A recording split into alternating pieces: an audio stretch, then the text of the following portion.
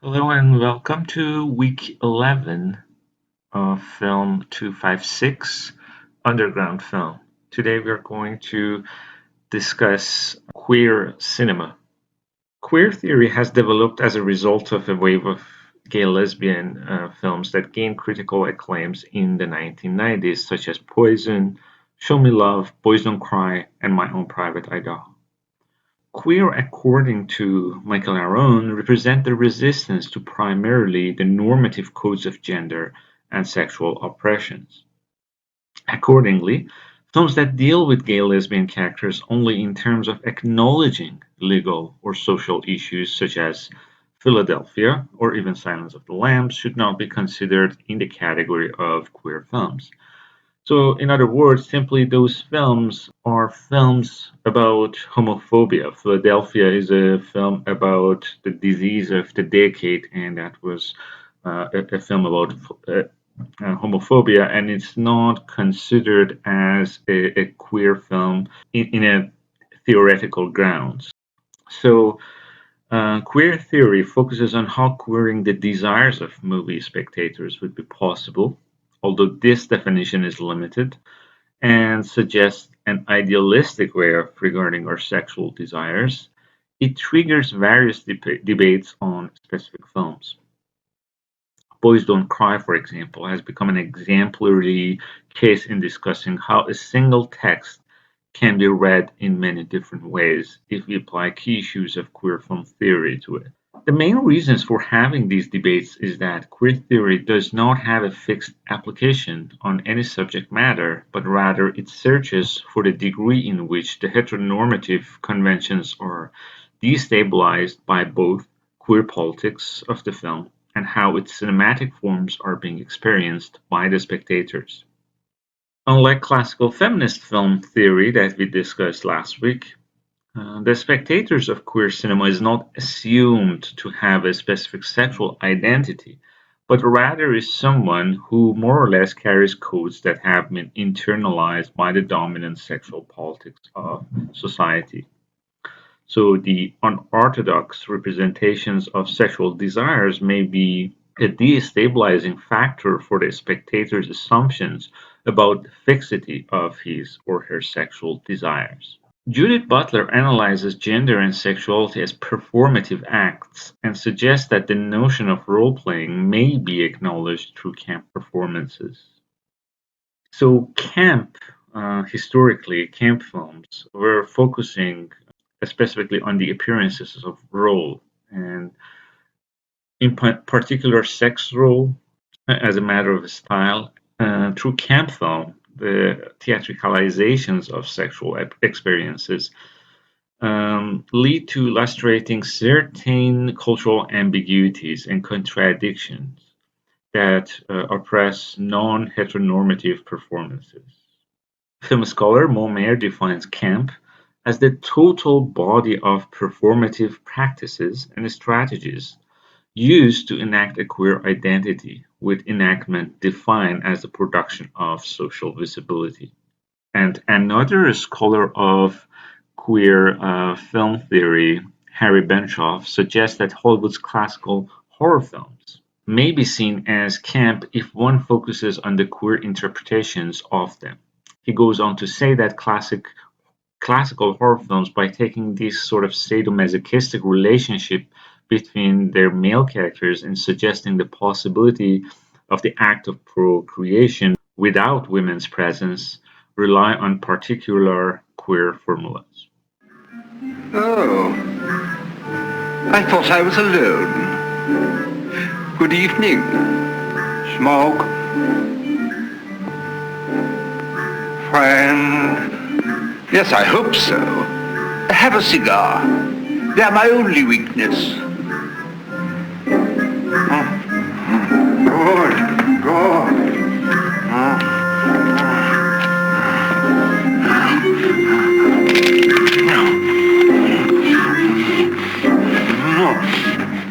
Drink.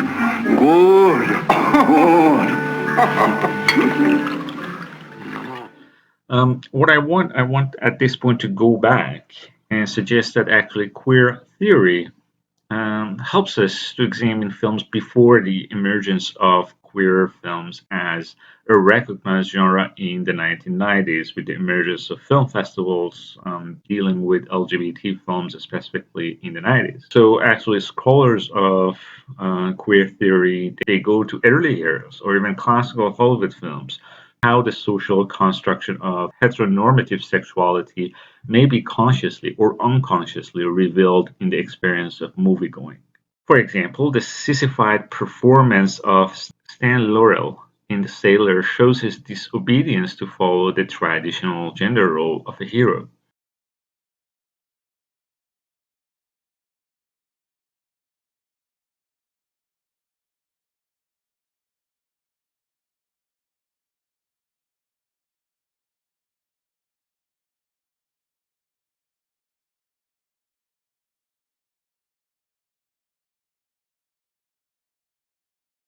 Other critics discussed the androgynous voice of Hal in Stanley Kubrick 2001 Space Odyssey, or the complex queer context of films made by Hitchcock, where homosexuality is shown as unconscious desire in spite of the fact that the visual control of women by male characters is highly evident in Hitchcock's films. More to the point, queer theory examines how a homosexual director such as Howard Hawks, who was an open homosexual working in the Hollywood studio system, would express himself within this sort of overtly sexist discourse of Hollywood production. For example, he represents the male body as a site of erotic spectacle in a movie made in 1953, Gentlemen Prefer Blondes. It seems that this is the most heterosexist title for a classical Hollywood movie. But actually, queer theory is helping us to decode certain elements represented in these films. So, like at the end, we have two couples marrying at the same time, and there was this sort of homoerotic relationship between the two female characters. At the very end, the way the camera captures the scene puts the two female characters together side by side, as if this is their wedding parties. And there are other instances in the film where the male body is the site of eroticism. Let's give him a hand over here. Sure. It's a good-looking gun you were about to use back there. Can I see it?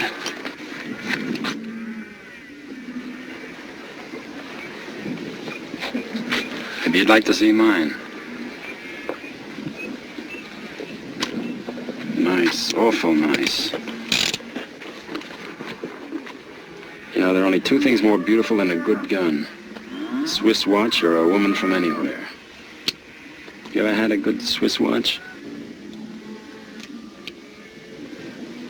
Go ahead, try it.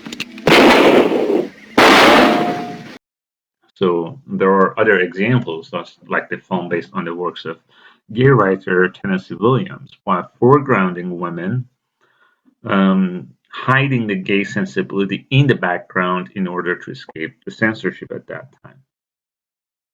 So the recriminalizations of homosexual as the Cold War enemy of the United States in the popular culture of the 50s is another topic for queer studies.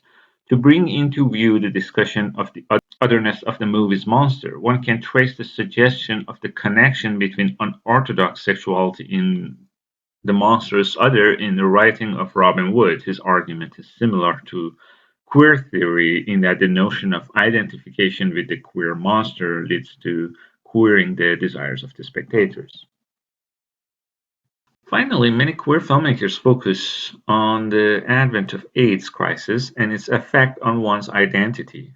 So it's not just focusing on the character's desire, but the experience that um, LGBT communities, specifically in the 80s and 90s, were going through with viewing such diseases as divine punishment for deviant sexual desires.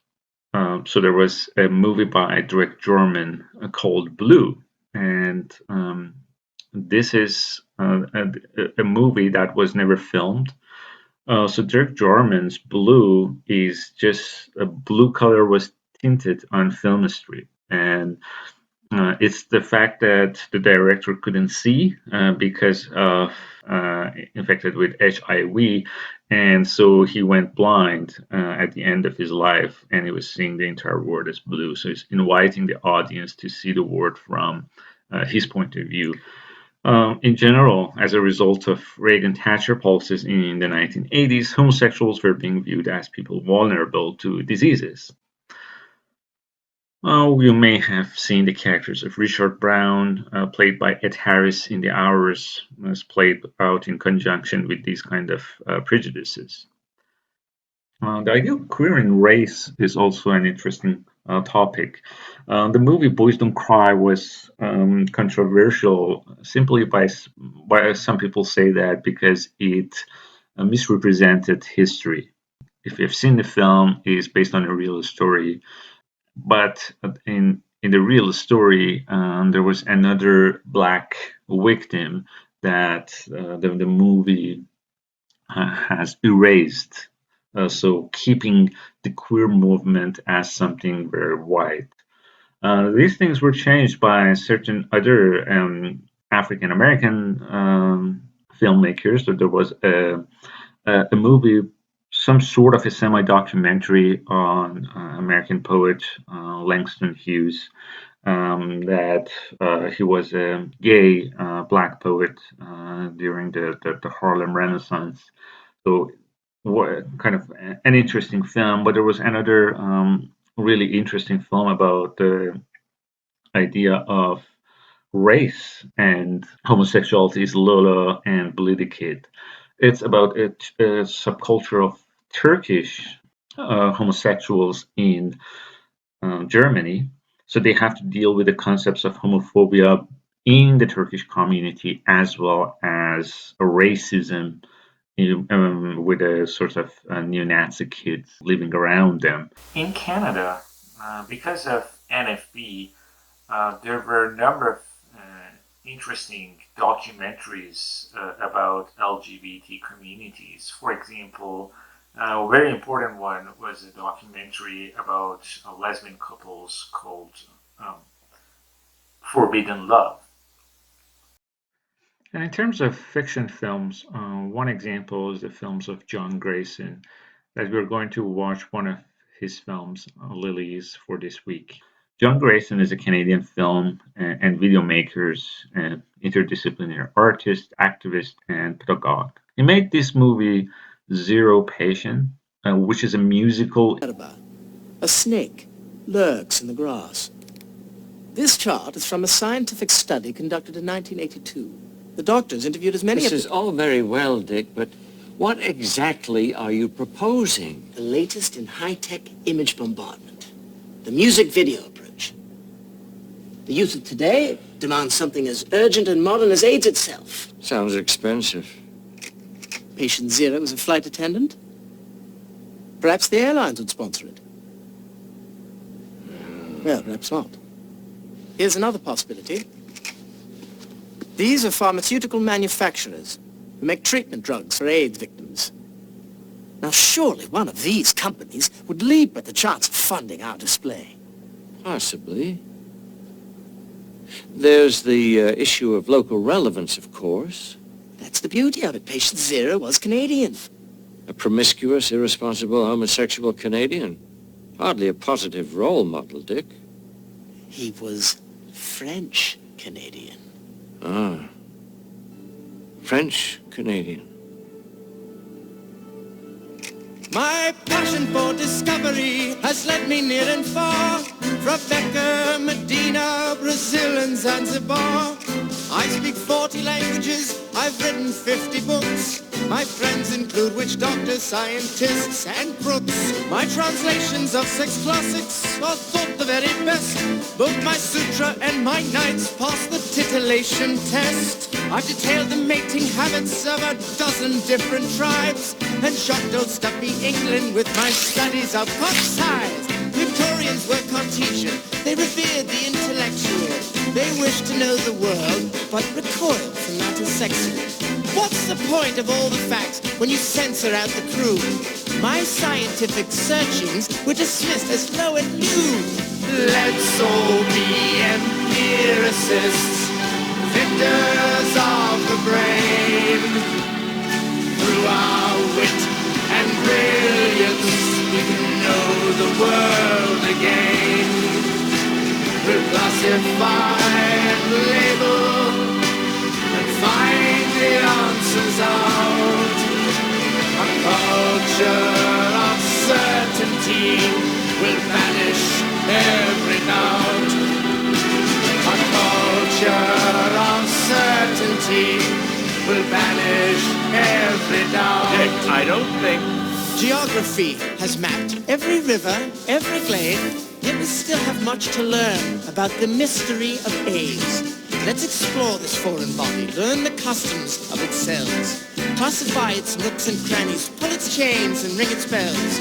We will never find a cure till we isolate the source. Once we know where it came from, we can kill it off by force. What's the origin of this vice? Europe, Zaire, Haiti? The clues are here before us, patient zero holds the key. Let's all be empiricists, victors of the mind, rulers of the stupid, leaders of the blind. An empire of knowledge will conquer all the rot. A culture of certainty will put us back on top. A culture of certainty will put us back on top. Nothing, I'm afraid.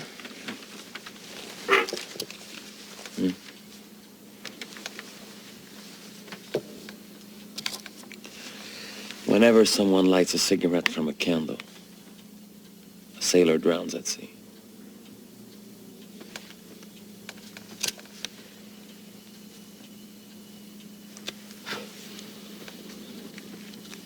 Keep reading. J'ai un crayon. I have a pencil. Nous avons une pomme. We have an apple.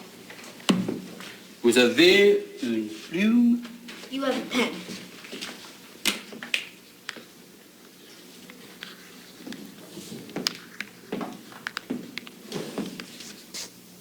J'ai une orange. I have an apple. Ah, j'ai une orange. I have an orange. Ah. J'ai un avion à papier. I have AIDS.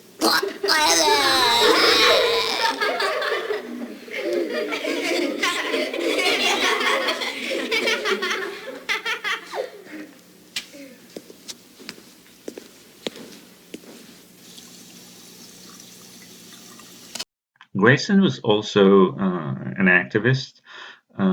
In summer of 2013, Grayson traveled to Egypt, where he and fellow Canadian Dr. Tarak Lobani were detained without charges. But if you were following the news, in 2013, after the Arab Springs. So John Grayson's video and films all work to subvert masculine projects. So the movie that we're going to watch is an interesting film. And actually a very unique Canadian film. First of all, it's written by a French-Canadian playwright, and it's adapted by John Grayson as an English-Canadian film. So it's a conjunction of French-Canadian and English-Canadian cinema. Also, it's an interesting because how the theater and cinema are sort of intermingled in this film. It's interesting to bring in a quote by Alfred Hitchcock when he said, "Every time cinematic and theater realities coincide, every time cinematic and theater narratives overlap, there is a corpse."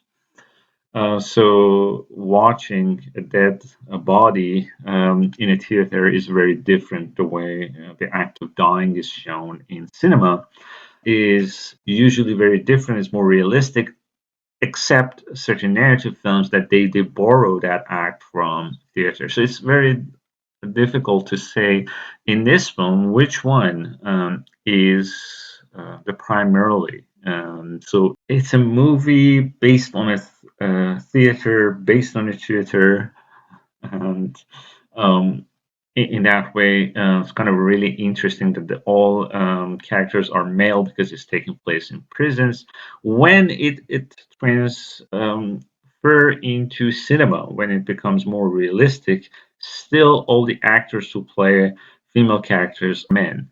They just play more realistically. Another thing about this film is that it deals with different historical settings. There are different, so it comments on different layers of history, specifically the history of Quebec.